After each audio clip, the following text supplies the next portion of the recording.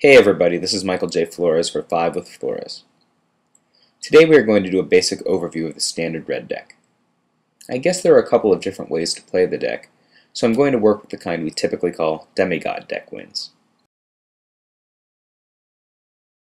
The demigod version of the red deck can generally be traced to Japanese Pro Tour sensation Tomohiro Saito for a standard Grand Prix earlier this year. Saito's great innovation to the deck was the inclusion of not just Demigod of Revenge, which is not just a great card, but an obviously great card, even if it was not played in every red deck, but Ashen Moor Gouger. Taken as a pair, Ashen Moor Gouger and Demigod of Revenge did a large number on the standard metagame. They're extremely difficult to remove. Both of them are black creatures, so they can dodge common black removal like Shriekmaw and Terror. Both of these creatures have toughness greater than 3, so they have a kind of built-in resistance to a wide variety of commonly played point and sweep removal spells. Everything from Lash Out to Incinerate to Nameless Inversion. Think about how the standard control decks jumped from Wrath of God to the faster Fire Spout. You can see even more resistance. The reigning U.S. national champion Michael Jacob also pointed out that even if the opponent steals Ashen Moor Gouger with Sower of Temptation, at least he can't block with it. Speaking of Michael, Jacob took what was essentially Saito's deck and made one significant tweak. He switched out Shock for Skred. This reduced the deck's ability to win burn-oriented games, but cards like Demigod of Revenge operate kind of like burn anyway. For this deck, it was more important to be able to deal with a wide variety of large creatures like Chameleon Colossus. Shock was low-powered by comparison. Okay, this is a Magic Online deck editor screen, and what we are looking at to start is Michael Jacob's Demigod deck from U.S. Nationals, other than the snow-covered mountains.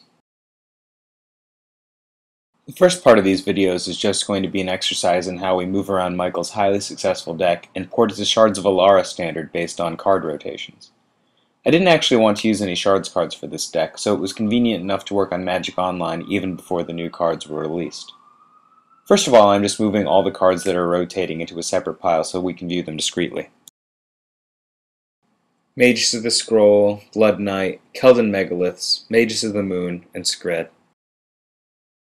Skred is the best of these cards, and it has a fairly unique capability in removing large creatures for a small amount of mana. But I'm just going to devolve the deck into Saito's original version and put Shock back in. We've actually seen Shard Volley played in this slot. I'm not a believer in that yet, just because I like consistency. Mages of the Moon we are going to replace with this card Bogart Ram Gang. This is a pretty seamless change as they both cost 3 mana. Mages has a really powerful and unique ability, especially against 5-color control, that this deck is going to miss. But I just want to point out that, contrary to popular belief, you don't really need Mages to beat Fairies. You will typically beat Fairies even with mediocre draws with the red deck. As for Keldon Megaliths, I considered swapping some Gitu encampments for these, but you don't really need those.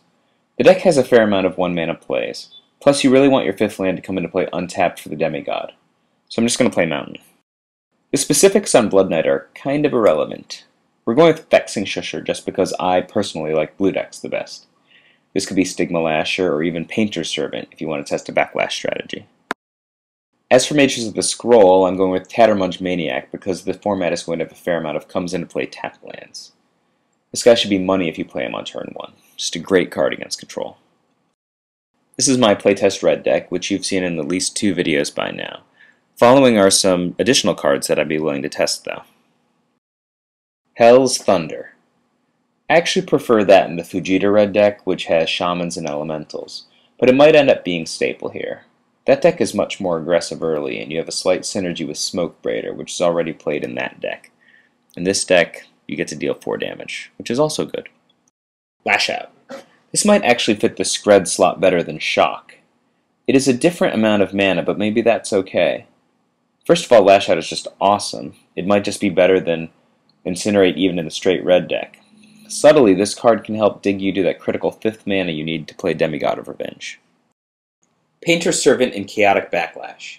If you don't know the combination, you basically use the Painter's Servant to set the opponent up for what is typically a lethal Chaotic Backlash if it resolves. The Backlash has the upside of also being very good against Kithkin by itself, because they have all those token generators. And Kithkin is one of the toughest matches for the red deck. Even saying that, I would obviously only play these 2 cards together. For a cut and paste of the deck list, click the text link to the right to visit the blog and read the original letter that prompted this video. We're going to be following up tomorrow with some sample red deck gameplay from Magic Online. You probably don't want to miss that. So if you like the content and you want to make sure you don't miss the next video, I suggest you click the subscribe button, up, over, and off to the far right. Just a suggestion. This has been your pal Michael J. Flores with 5 with Flores.